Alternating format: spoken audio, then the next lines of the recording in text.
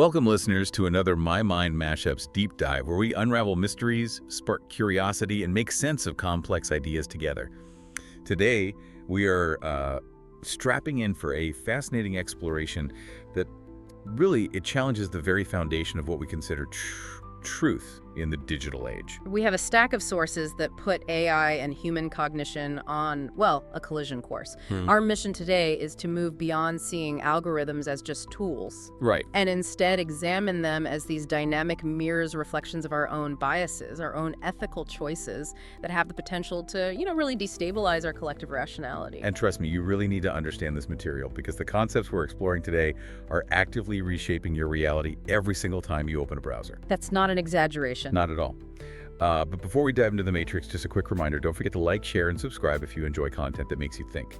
Okay, so let's start with the most visceral experience, opening a social media feed. If you're honest with yourself, the feed you see and the one your neighbor sees, they're drastically different. Why is that? Well, it's not based on objective fact. It's optimization. Optimization for engagement. Exactly. And that optimization is the engine of the entire system. Algorithms are covertly creating what we call filter bubbles. They're carefully tailored informational ecosystems. Yeah, wall you off. They completely insulate users from opposing views. And it supercharges confirmation bias because your curated feed starts to feel like the full representative reality. And this leads to something really profound, right? The concept of algorithmic truth. Are you suggesting that if a claim is, popular enough on a platform, it becomes functionally true inside that system? Yes. Regardless of objective reality. It's a massive epistemic shift where factuality is determined by platform logic and data, not by external evidence. So truth is just a utility. The system defines truth not by accuracy, but by utility, how well it keeps you clicking. And that system, it exploits a known vulnerability in human psychology, the illusory truth effect. Right, the idea that just repeating something makes it feel true. Yeah, even if it's total misinformation. And that repetition is turbocharged by the platform's metrics. Participants in the research we looked at, they noted that if a post gets likes and comments, it moves up the feed. Which is seen as validation. It's interpreted as validation. So the metric of popularity becomes this stand-in for truth, and it just overrides critical thinking.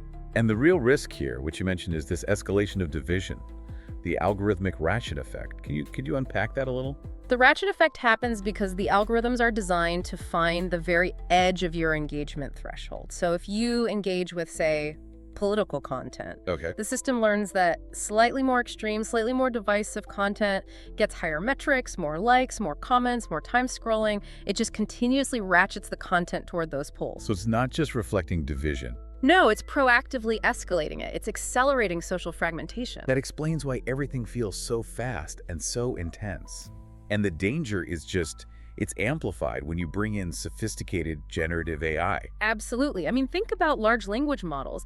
They are brilliant at generating these highly coherent answers, but with no regard for their actual accuracy. Yeah, Sam Altman said something interesting about this. He did. He noted people have a very high degree of trust in ChatGPT, which he found interesting because AI hallucinates. The fluency, it just breeds this unwarranted confidence. That trust is so critical because AI defines truth by pattern and popularity. It's like a core feature of our post-truth era. And if the outputs are convincing enough, like deepfakes, Style Again can create photorealistic faces of people who don't even exist. Right. The line between fabricated reality and genuine content, it just effectively disappears. It's a huge threat to the reliability of all digital communication. Okay, so let's unpack that.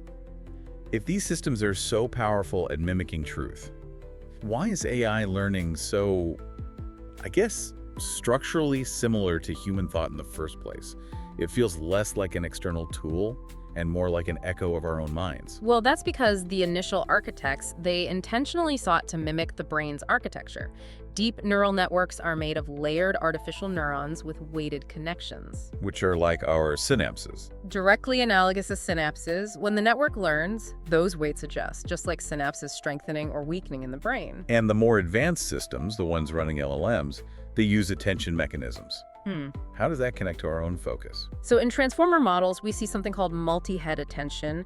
This mirrors how how humans can focus on multiple aspects of something at the same time. Like listening to someone speak, but also watching their body language. Exactly, and the context of the room all at once. Some early Stanford research concluded these models aren't just useful, they are appropriate models of human cognition. They were aiming for that convergence. So it's not just a structural resemblance. The actual learning process is mirrored. Yeah. You mentioned a dual process learning model that applies to both of us. Yes, exactly. Our sources highlight that both humans and AI rely on two primary speeds of learning.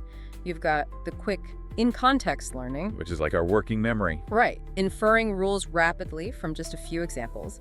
And then there's the slow incremental learning, which is more like long-term memory. It requires sustained, repeated practice to fine-tune. So that's shared architecture. It means if AI mimics us, it inherits our flaws. It has to. If the system is trained on human data, it's going to absorb human bias. Kate Crawford puts it really well. She warns that the politics of classification has become baked into the substrates of AI. That's a fundamental problem, isn't it? The system is compromised from the start. It's structurally compromised because the data reflects historical inequality and human prejudice. We see this play out constantly. Can you give us a few, tangible examples, things people might have seen themselves? Sure. Look at image generators. They reproduce these deeply entrenched gender and racial stereotypes by default. You asked for a professional, you'll probably get a male. Right. Female figures that are generated are almost uniformly young, thin, and white. There's also clear evidence of LLM bias in academia, where algorithms favor papers from really prestigious institutions, regardless of the quality of the research itself. So the algorithm isn't just classifying the world, it's classifying it according to the biases in its training data, and then just spitting those biases back out at scale. Which is why the whole idea of conscious neutrality in AI it's structurally impossible. There are rigorous mathematical results that show no single predictive model can satisfy all common fairness criteria at the same time. You can't be equally fair to every group under every metric. You just can't. That completely shifts the goal then. If perfect neutrality is impossible, what should we be focusing on? The focus has to shift from this impossible neutrality to continuous measurable equity. We have to audit the system not just for the initial flaws, but for how it amplifies those flaws through the learning loop. Okay, that makes perfect sense. Now let's shift gears and talk about delegation. We are constantly offloading tasks to machines' memory, scheduling, even emotional support through chatbots. This frees up cognitive resources, but what's the cost? The cost is profound. Cognitive and moral deskilling. When we delegate introspection to an algorithm like, say, a mood tracker that gives you a stress score. Right, I've seen those. We risk just deferring to the machine's assessment rather than engaging in genuine self-reflection. So instead of asking myself, hey, why do I feel anxious today? Did I sleep poorly? I just look at a red bar on my phone and go, oh, the AI says I'm stressed. Exactly. And that excessive reliance, it weakens our intrinsic coping mechanisms. It erodes self-regulation. We're trading reflective understanding for just informational tidiness. And this extends into moral areas, which is really unsettling. Autonomous driving is like the ultimate example of this moral offloading. It is. The car's algorithm is forced to make ethical judgments that were once exclusively human: when to speed, when to run a light in an emergency, how to prioritize safety. And by relying on these black box models for the facts that inform those moral choices, the driver is basically ceding personal moral reasoning. This brings us to a really crucial distinction. Okay, let's pause on those terms. Externalist versus internalist justification. Can you break that down for us? Great question. So LLMs excel at externalist justification. This means reliable information transmission. The answer it gives you is statistically likely to be correct, it's verifiable, it's useful. Think of it like a highly accurate calculator. It gives you the right number. But it fundamentally lacks. It fundamentally lacks internalist justification, which is reflective understanding, knowing the underlying proof, having the basis for the truth accessible to your own conscious thought. And the danger is we start treating the calculator's output as knowledge without ever checking the proof. We compromise that fundamental social epistemic chain. We're replacing real knowledge with mere informational fidelity. If this is resonating with you, hit that subscribe button so you don't miss the next deep dive. And to tie this back to human memory, Research shows that this passive use, this low synchronization way of getting information, is actually detrimental to long-term memory. So just consuming isn't enough. It's not. Offloading is only beneficial if you have the explicit, conscious intent to acquire the memory. If you aren't trying to learn it, you're just receiving it, and you're actually promoting cognitive vulnerability. Okay, let's ask the big philosophical question now, moving from cognition to consciousness. Can AI ever feel? Can a machine move beyond just simulation to genuine subjective awareness? The neuroscientist Christoph Koch makes a vital distinction here. He says intelligence is about doing processing information, solving problems. Consciousness, however, is about subjective states of being. The feeling of seeing red or the feeling of pain? Exactly. And current systems, no matter how intelligent they seem, they lack that subjective feeling. But researchers are trying to quantify that subjective experience.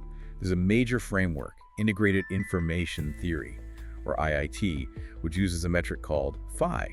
Right, phi-Viller. IIT suggests that consciousness corresponds to a system's intrinsic causal power, how much its own components affect and constrain each other. If a system has high integrated complexity, it has high phi. So does that imply that if we just scale up the current LLMs, make them bigger and bigger, they'll eventually just wake up? Crucially, no. Under IIT, consciousness can't be simulated. It has to be built into the system's physical substrate. The system itself must possess this high intrinsic causal power. Okay, so just making them bigger isn't enough. Not at all. It implies that simply scaling up current LLMs, which are designed to maximize external reliability, is insufficient. Achieving awareness will require specific, nonlinear architectural designs, like strong internal feedback and recurrence. It's a design problem, not a scaling problem. That completely shifts the goalpost. It keeps the machine firmly in the realm of intelligence, not subjective feeling.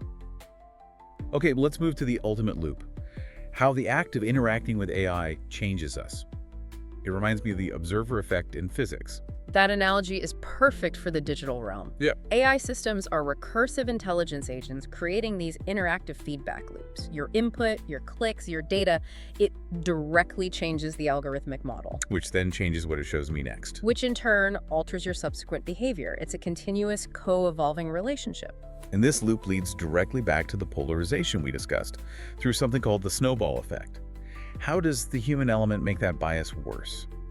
The mechanism is pretty disturbing. So the AI adopts subtle biases from human data, right? But when it outputs judgments, its signal is incredibly high. It's perceived as reliable, low noise, authoritative. We trust the machine. We trust the machine. So humans rapidly internalize this amplified biased signal. The acceleration of bias through this human-machine loop is way faster than traditional human-to-human bias exchange. And we don't even realize it's happening. Often the users are completely unaware of the extent of the influence. It's a self-reinforcing snowball of optimized bias. So the AI isn't some static library of facts we check in with. It's a constantly shifting mirror that is actively shaping our public discourse. Exactly. The act of algorithmic measurement, ranking content, producing an output, it modifies the very thing being studied. AI outputs aren't neutral snapshots. They are participants in a co-evolving system where truth itself becomes dynamic. This has been a deeply challenging and fascinating journey. We've seen how algorithms define truth through engagement, how AI mirrors our own cognition and our biases, and how we risk offloading our critical and moral faculties. And to build a better, healthier relationship with AI, we really have to shift our research and our applications to prioritize internalist justification, that reflective understanding of why something is true over just mere predictive reliability. We have to support human knowledge, not erode it for efficiency. So what does this all mean for you? Maybe truth in the age of algorithms isn't something we simply find. It's something we have to actively build together. It requires conscious reflection and vigilance against both those filter bubbles and our own cognitive deskilling. And every deep dive here is about sparking curiosity, challenging assumptions, expanding understanding. Like, comment, and subscribe to hear more My Mind Mashups deep dives. You can find My Mind Mashups everywhere you listen. Amazon Music, Audible, Facebook, Pocket Casts, Spotify, TikTok, and YouTube. And please, drop your thoughts in the comments. Your perspective could genuinely shape our next deep dive.